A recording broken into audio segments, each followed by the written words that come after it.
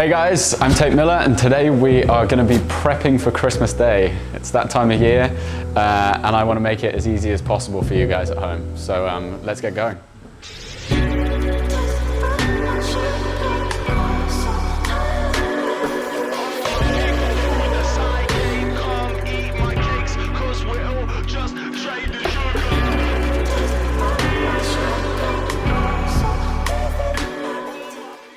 So we're going to start off by making the stuffing for the vegetarian Wellington.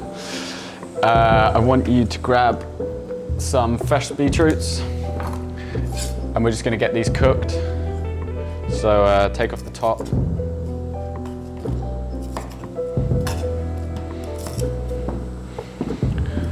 For this you can also use pre-cooked beetroots, but yeah, I just prefer the fresh ones.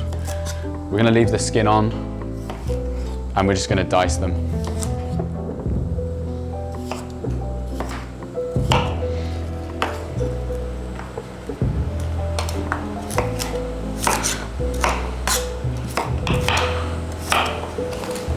And we're going to go into some simmering water.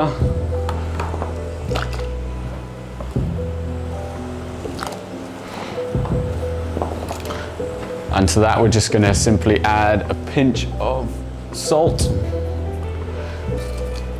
2 bay leaves, and 1 whole clove of garlic just peeled.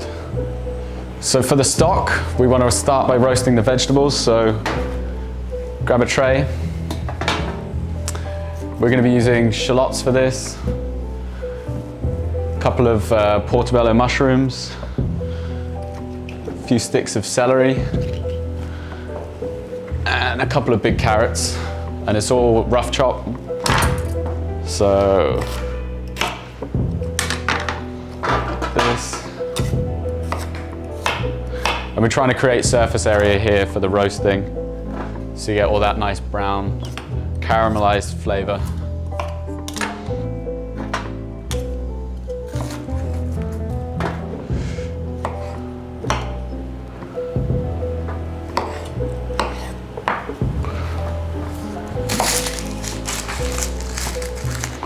Great. Okay, so to that we're just going to use a tiny little bit of olive oil,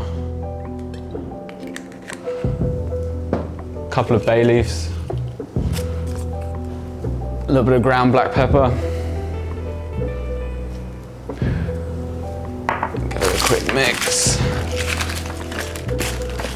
Great, and then in a preheated oven. That's going to take about half an hour. Oh.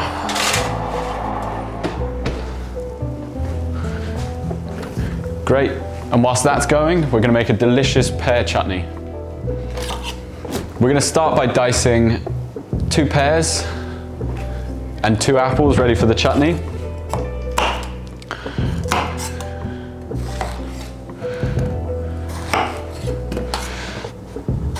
Want to remove the core, 1 slice down.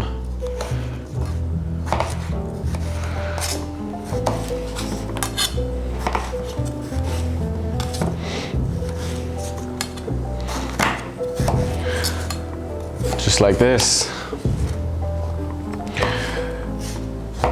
And then just a medium-sized dice.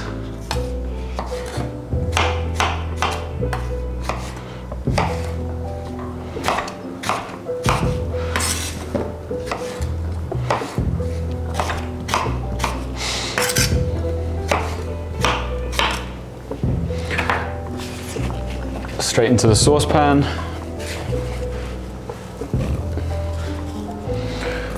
And we're going to do the same with the apple. Down into quarters. Remove the core.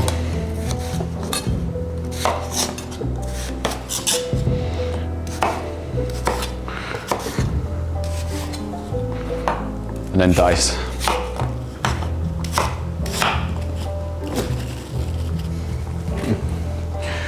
Great, so to that we're going to add some cider vinegar. Probably want about 100 mils for this amount of fruit. Perfect. And some brown sugar about 100 grams. And I'm gonna use a pinch of cinnamon, but nutmeg, cardamom pods, cloves can all go in there. And then we're just gonna simmer that away for about an hour. Right, now whilst that's going, I'm gonna start on some fruit for the mulled wine. So obviously around Christmas, mulled wine everyone loves, and this is a great little trick for souping up your mulled wine game. We're gonna do some dehydrated fruit. So I want you guys to start by thinly slicing your fruit. This is great. You can use oranges.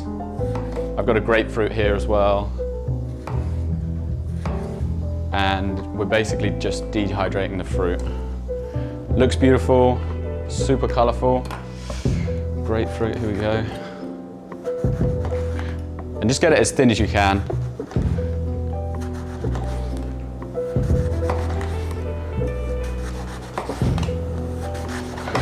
And you can make this as far in advance as you want, because once it's dried, it lasts. So we've got these. Grab an oven rack. And we're just going to arrange the fruit on here, leaving space in between.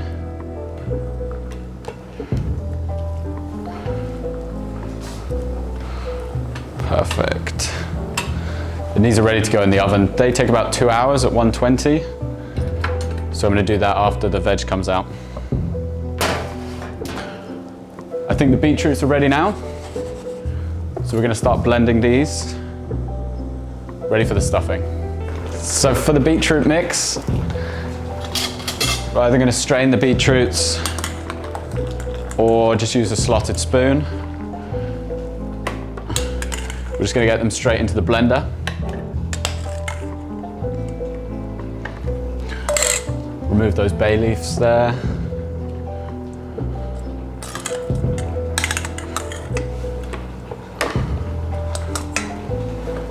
Great.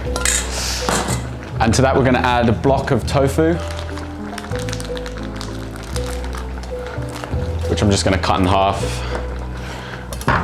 Just to make the blender's job a bit easier. There we go.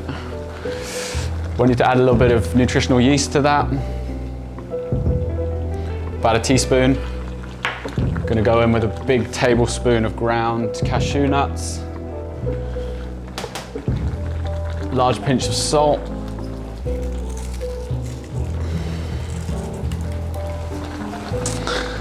A little bit of pepper.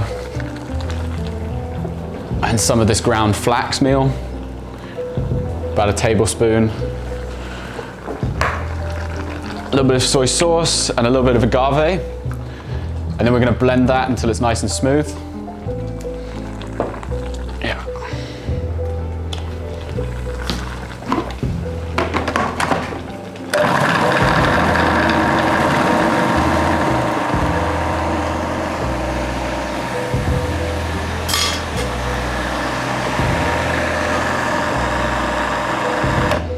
Might want to scrape it down halfway through.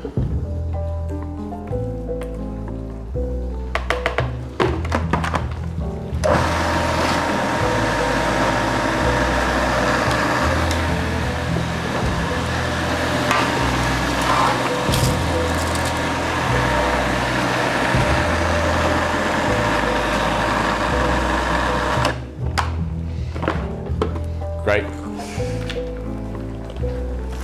So we've got our mix here, got a lined baking tray,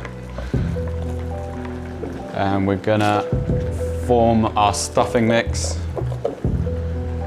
We wanna just be bearing in mind that this is for a Wellington, so you wanna try and get that shape, nice log.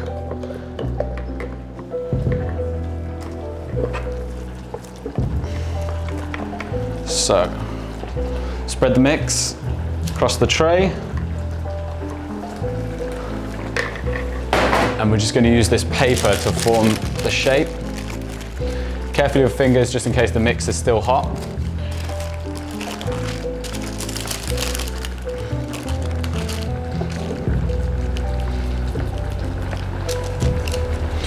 Great, and that's going to go into the oven for about half an hour, 200 degrees, until it's nice and set.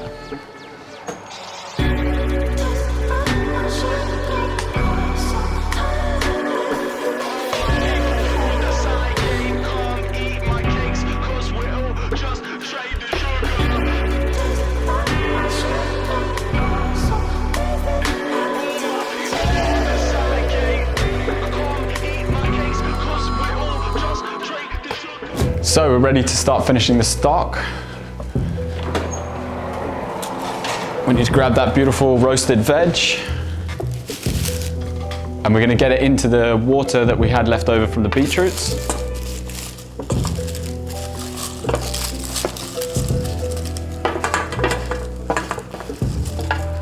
And we're just going to simmer that for 1 to 2 hours, longer the better.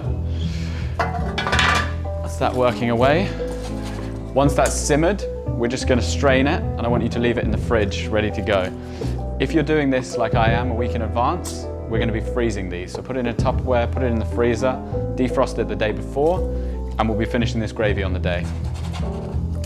Right, I think the beetroot's finished as well for the Wellington. Yeah, great. So you can see here, you've got that nice texture, it's firmed up a bit, and you've got a nice crust for flavor. Okay, so now that's out. I'm gonna go in with the fruit. I'm just gonna drop the temperature down to 120 in the oven.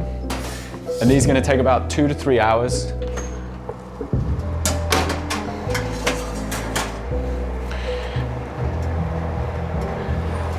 And you just wanna dehydrate them until they're nice and crispy.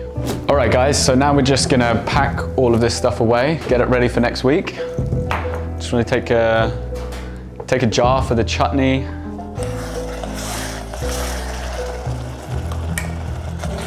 You can put this in a Tupperware if you'd rather. Nice jar of chutney. Beautiful. Close that up. And there we have it guys, prep for next week. So your stock's working, it's gonna be about another hour. Fruit is drying in the oven. Chutney's ready to go. Your base for the Wellington, the beetroot Wellington, that's ready. We just freeze it if you're doing it a week in advance, or leave it in the fridge. Simple. I'm gonna be finishing some of this stuff off on the Instagram this week. So check out the tips and the other tricks that we're gonna be using, and I'll see you in part 2. I hope you liked the video, hit subscribe, follow the Instagram as always, and I'll see you next week.